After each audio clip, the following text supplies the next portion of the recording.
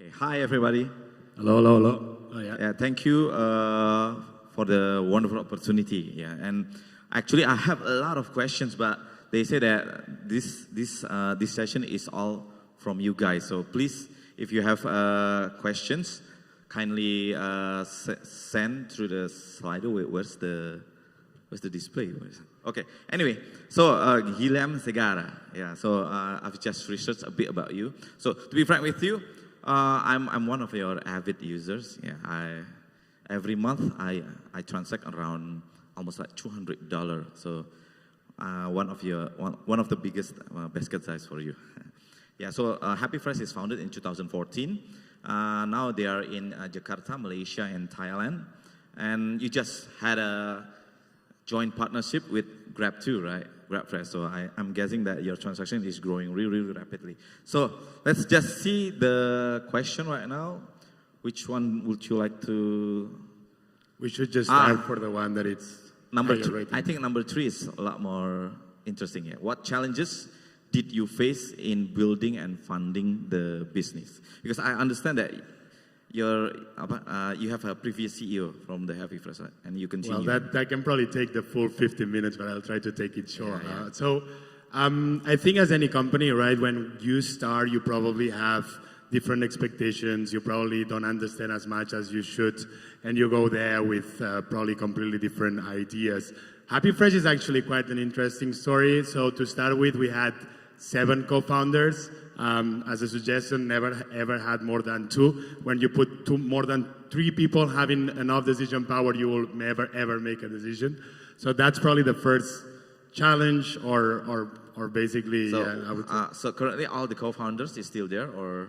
Not really, actually. So to start with, I think co-founders were involved in different stages in the company. So few co-founders were just there to put the team together, to actually get the first round of funding. Some of them were already meant to leave the company after 6 months to 12 months. The operational co-founders that's still in the company, myself, but also our CTO, Fajar, which I think without him, probably the company would definitely not be where we are today. So I think just as an advice, was a challenging challenge, as where the question was, is first of all, make sure that you have just the right people, not too many, not too little, and that everybody has a role to do. When you put too many people, I think it's very, very hard to actually make decisions, and you get into a paralysis decision, which is the worst thing that can happen to a company. When it comes to funding, funding the business is also, I think, quite an interesting part. So HappyFresh, we just now closed a Series C. Probably that round was, I think, the easier one, also because the business is probably the time that is doing better. But sometimes funding is a correlation between how good the company is doing, but also how the macroeconomics work. When we started the company back in 2015, overall e-groceries was pretty hyped in the market. We had Instacart doing very well in the US. We had like Big Basket, Grocers doing very well in India, China, so on and so forth. And the macro climate actually was quite favorable for fundraising. When we did our Series B, actually, was in the end of 2016, was probably one of the toughest one that we've ever had. All the companies around the world that were doing what they were doing were going through down rounds. Overall economy was also pretty difficult.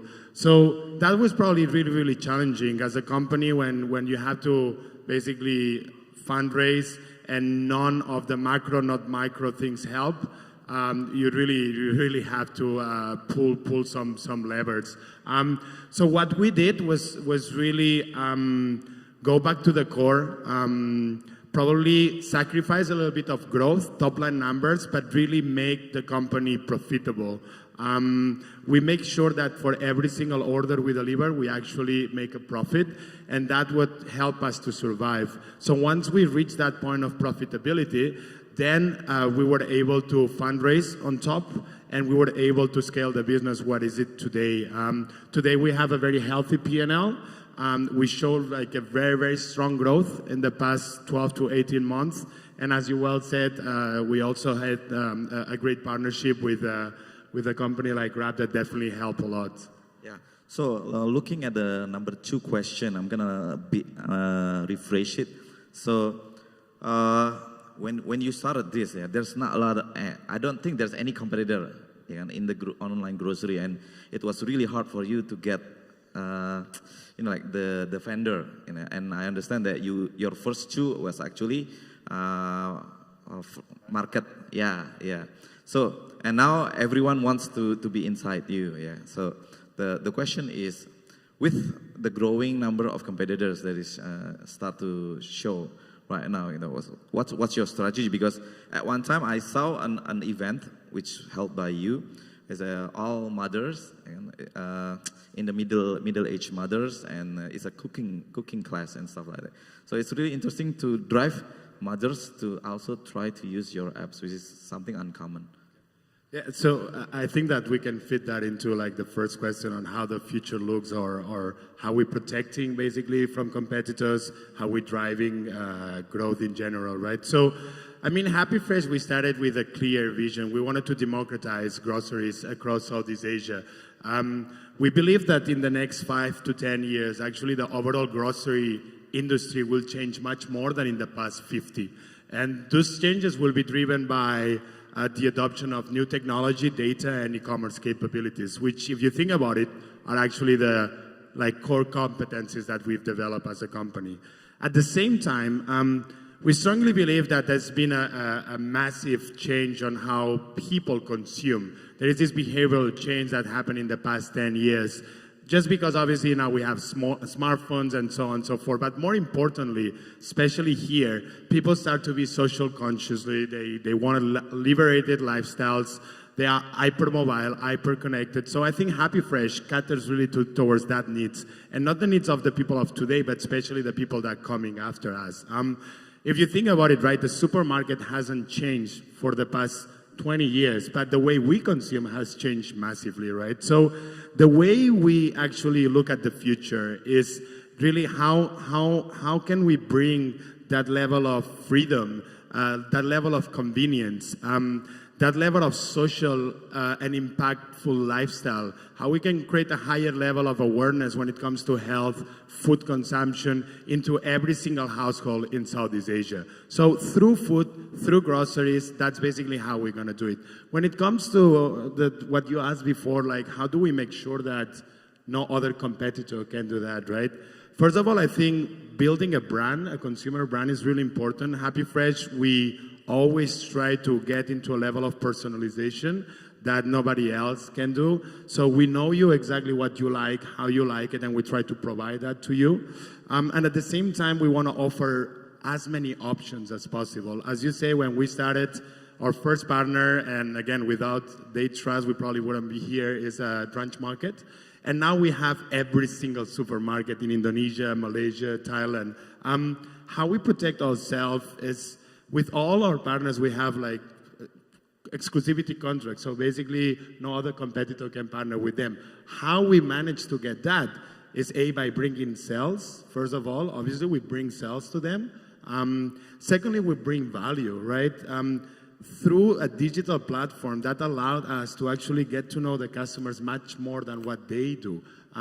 So we basically building this ecosystem where our platform gives a very personalized and high quality service, not only to the customers, but also bringing sales and high quality, understanding of the customers to the supermarket. So kind of putting these two things together is how we build not only a competitive advantage, but also geofencing from potential competitors.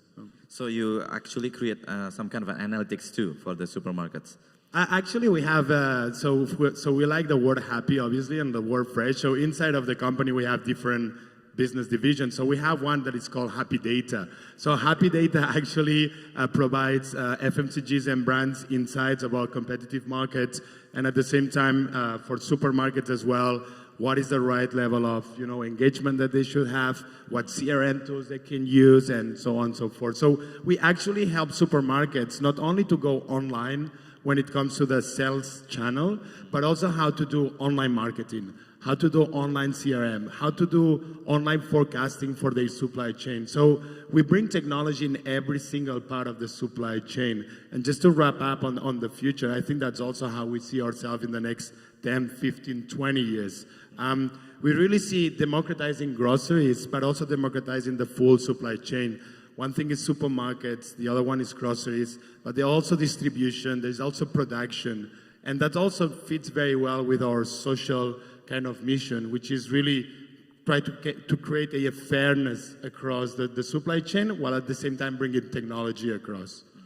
So I saw in a news that saying your strategy for the raise of fund is to be able to be profitable. And why do you decide to be profitable now? Because a lot of other like startups and unicorns and still trying to grow the market and as fast as as wide as possible, and think about profitable later. I mean, as a business, we all should be thinking how to be profitable, right? Like, if I go to my granddad and I tell him what I do, and then he'll ask me, "Oh, that's good. You should be making a lot of money." I'm like, "No." It's like, "Oh, so when? Maybe in 10 years." It just for them doesn't make sense. So I think, to be honest, we've lost a little bit track of what a business is with the full bubble of fundraising, VCs, PEs, so on and so forth. So for any business, you should have an end game of how to be profitable. That for me, I think, should be the basis. Why we did that? So we believe that as a vertical, so as a company that focuses on a specific vertical, being the best in every single aspect is just how you will remain unique and competitive, right? So one is the customer side, which is important, but the other one is how you have a sustainable business in the long term. And that's a commitment that you do to yourself, to your employees, and to your customers, right? So very early on, we wanted to make sure that we had a way to sustain ourselves, and growth was the option, right? The more capital we can fundraise, the more we can put in growth, that's fine. But if today or tomorrow we cannot get more funding, we can still survive as a company by just maintaining the relationship where we have with our customers. So that's a different way to approach, overall sustainability or not. But I think it's actually important that every business should have an end goal. You should first fix that part, and then potentially the fundraising and so on and so forth should always come on top. So looking at number 3. So when I use your apps, usually when there's no item, they call us, and also now you have like chat services too, so we can chat with the grocer, the one that actually buys the products. So it's quite labor intensive. So how do you make it very, very efficient or scale it? Because you want to distribute these capabilities to all other cities in Indonesia. So do you have any secret ingredients that you can share with us? I mean, our secret ingredient as a company, secret ingredient as why our service has high quality and why we can offer things like managing the out of stock, so on and so forth, is because we have personal shoppers. In every single store, in every single supermarket, you will see this guys dressed up with this beautiful apron with the HappyFresh logo. Those guys are really extremely qualified to pick the best groceries just for you. I think this is exactly what differentiates us from other competitors that were doing groceries or potentially could do groceries. So because we do have these guys that understand groceries and they have a direct connection with you, we can basically have out of stock management. When something is not in the store, they will call you, not only call you, but they will suggest what is the best product to replace it. And not everybody gets the same replacement, by the way. Based on the historic purchases that you've done, we're going to suggest you one product or another. So the idea here is that we knew very early on that actually groceries and trust are very interlinked, right? And we wanted to make sure that when you use our service, you get the highest quality. Our objective has always been our personal shopper should be able to pick the groceries better than you.